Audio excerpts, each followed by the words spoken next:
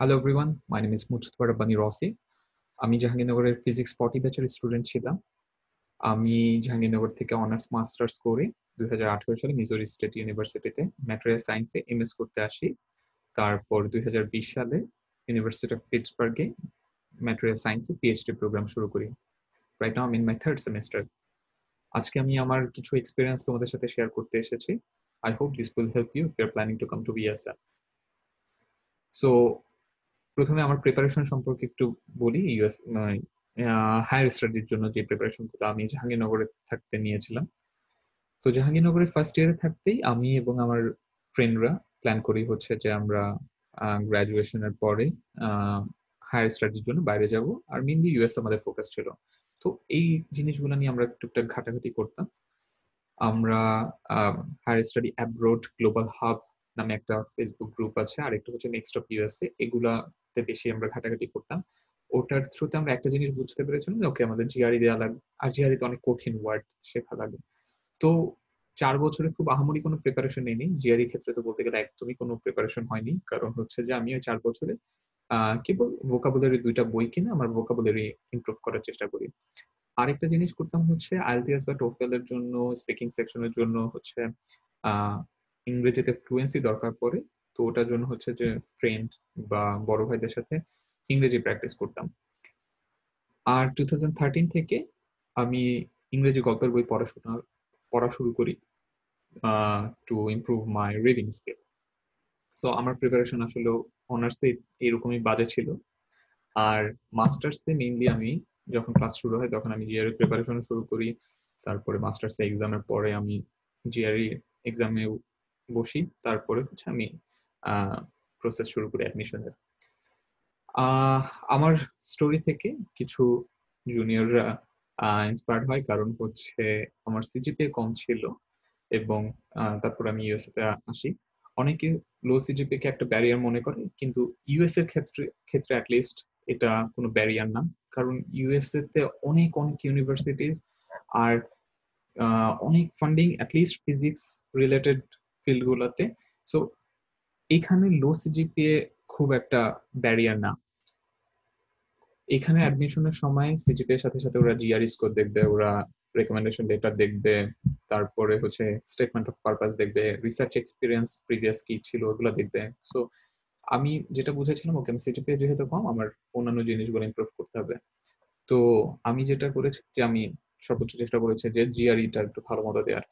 জিআরইতে আমি 313 পেয়েছি, যেটা খুব আহামরি ভালো কিছু না, কিন্তু এটা একটা সেফ পজিশনে থাকার মতন স্কোর ছিল আমার জন্য। তো আমি ওটা দিয়ে অ্যাপ্লাই করি, আমার হয়ে যায়। তো তোমাদের কারো যদি এরকম প্রশ্ন থাকে যে আমার সিজিপিএ কম, তাহলে আমার কি করা উচিত, তাহলে আমি সাজেস্ট করি জেনারেলি আমার জুনিয়রদেরকে যে তোমরা জিআর স্কোরটা ভালো রাখার চেষ্টা করো, 310-এর উপর রাখার চেষ্টা করো, কোয়ান্টে 165 প্লাস রাখার চেষ্টা করো। যদি আমার নিজেরও কোয়ান্টে 165 আপ ছিল না, 162 ছিল। তো হচ্ছে আর আহ, এগুলা চেষ্টা করো।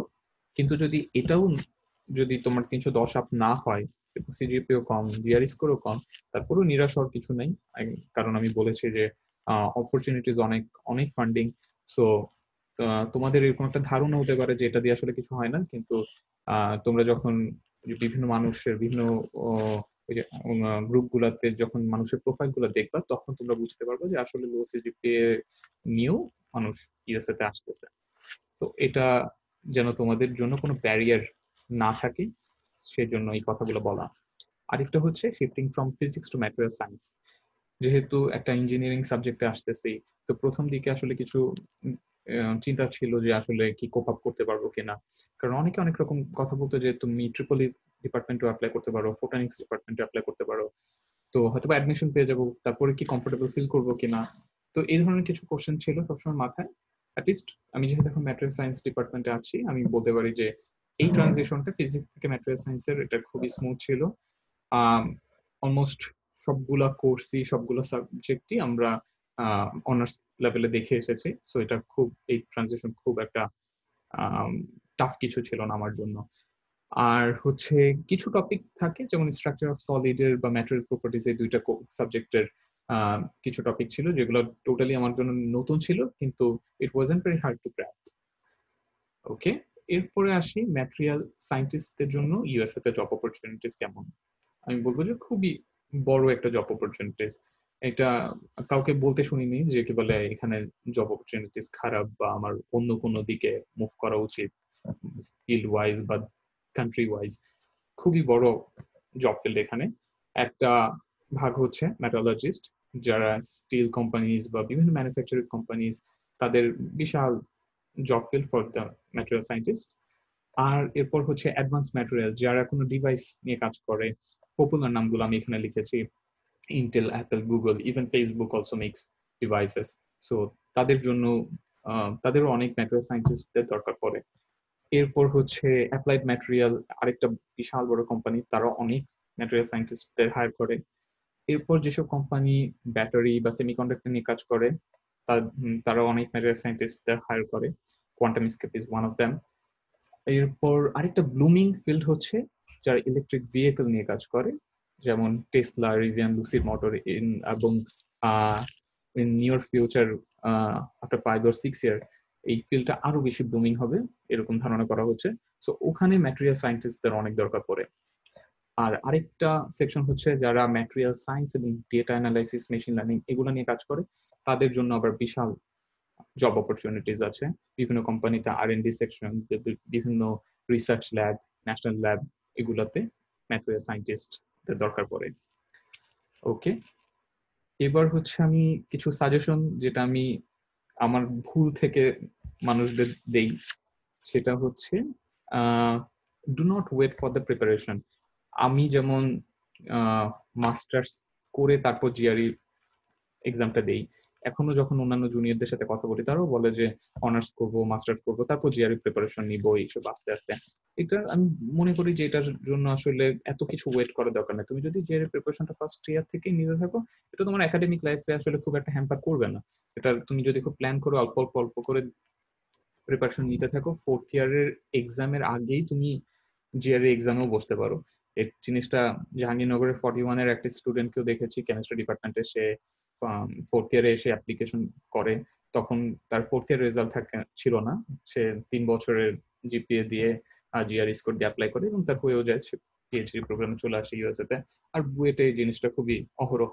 তারা একদম লাস্ট ইয়ারে থাকতেই তারা তাদের কাছে যেই যা যা আছে, সিজিপিএ, জিআরই স্কোর, ওগুলা দিয়ে অ্যাপ্লাই করে, তারপরে তাদের এখানে অ্যাডমিশন হয়েও যায়। সো এটার জন্য তোমাদের আসলে ওয়েট করা দরকার নেই। এবং আমার মতন কেবলমাত্র ভোকাবুলারি এই জিনিসগুলোর মধ্যে সীমিত থেকো না। তোমরা হায়ার স্টাডি অ্যাব্রোড বা নেক্সট অফ ইউএসএ এসব গ্রুপগুলোতে দেখো মানুষ কিভাবে জিআরই প্রিপারেশন নিয়েছে, কি কি বই পড়েছে, ওগুলা নিয়ে ঘাটাঘাটি করো, ওইভাবে প্রিপারেশন নেওয়ার চেষ্টা করো। একদম ফার্স্ট ইয়ার থেকে যদি প্রিপারেশন নিতে থাকো, তাহলে তোমাদের কাছে এটা খুব টাফ কিছু মনে হবে না যখন অ্যাকচুয়াল এক্সামের টাইম আসবে। আরেকটা হচ্ছে do your own research first. এটার হচ্ছে কারণ এই পুরো প্রসেসটাতে আসলে এত মানুষ এত রকম কথা বলে যে মাঝে মধ্যে মনে হয় যে আমার দ্বারা হবে না। যেমন লো সিজিপিএ থাকলে তোমার হয়তো হবে না, এরকম টাইপের কথা শুনতে পারো। তারপরে 2016-এ যখন ট্রাম্প আসে, তখন আমাকে অনেকে বলতেছিল তুমি তো এখন ইউএসএ তে ঢুকতে পারবে না। তো যারা এই ফিল্ডের না, তারাও খুব কনফিডেন্টলি এইসব ভুলভাল ইনফরমেশন দেয়। সো আমি বলবো যে তোমরা এগুলো নিয়ে ঘাটাঘাটি করো। তোমরা এইসব বিভিন্ন রকম পোস্ট টোস্ট দেখলে তোমরা আসলে বুঝতে পারবা। বিভিন্ন ভাই আপু যারা বাইরে আছে, তাদের সাথে কথা বলে তোমরা বুঝতে পারবা যে আসলে সিনারিটা কি। তারপরে তারপরে তোমরা ভালো একটা ডিসিশন নিতে পারবা। আর এট দ্য সেম টাইম এইসব পড়ালেখার সাথে সাথে তোমরা বিভিন্ন প্রফেসরদের ওয়েবসাইট ঘাটাঘাটি করা, যদি কোনো কোশ্চেন থাকে ওই ইউনিভার্সিটি গ্রাজুয়েট কোঅর্ডিনেটরদের সাথে কথা বলা, এসব জিনিস কথা বলে তোমরা তোমাদের বিভিন্ন রকম কনফিউশন গুলো ক্লিয়ার করতে পারো। আরেকটা জিনিস আমি সাজেস্ট করি, যেটা জানি যে এখনকার রিসার্চ ফিল্ডে পাইথন মানে প্রোগ্রামিং ল্যাঙ্গুয়েজ শেখা খুব ইম্পর্টেন্ট, এর মধ্যে পাইথনটা খুব ইম্পর্টেন্ট।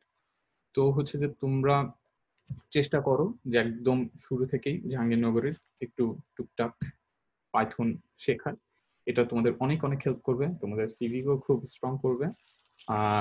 যদি তোমরা লিখতে পারো যে আমরা পাইথনে ছোটখাটো স্ক্রিপ্ট লিখতে পারি, ব্যাশে ছোটখাটো স্ক্রিপ্ট লিখতে পারি, it will help you a lot.